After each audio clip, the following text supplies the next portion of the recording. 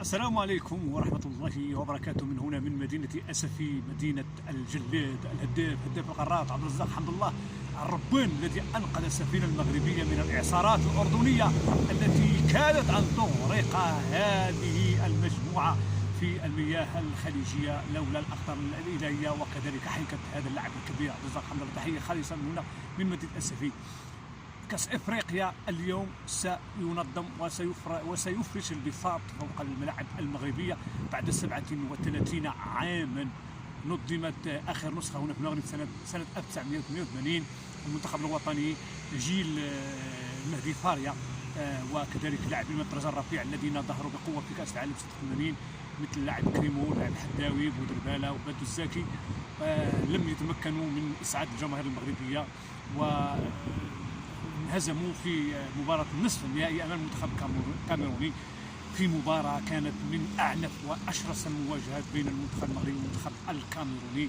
مباراة هربت من يد الحكم الموريسي وتحولت من كرة القدم إلى مشادات كلامية وشجار عنيف بين اللاعبين بعد الاتصالات العنيفة التي تعرض لها حسن محيب التي أبعدته وأخرجته من المباراة.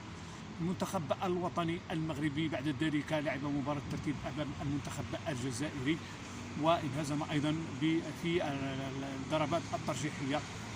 مباراة عرفت ما شاء الله حضور موفق للاعب حسن نظير الذي سجل واحد من أجمل الأهداف في شباك المنتخب الجزائري.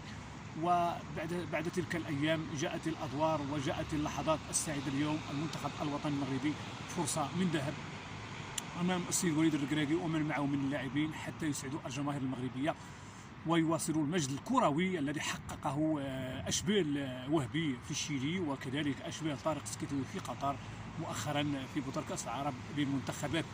فحظ موفق للسيد وليد الركراكي وكل اللاعبين في هذه البطولة الإفريقية، ولم لا الفوز إن شاء الله بهذه الكأس الغالية وإسعاد كل الجماهير المغربية.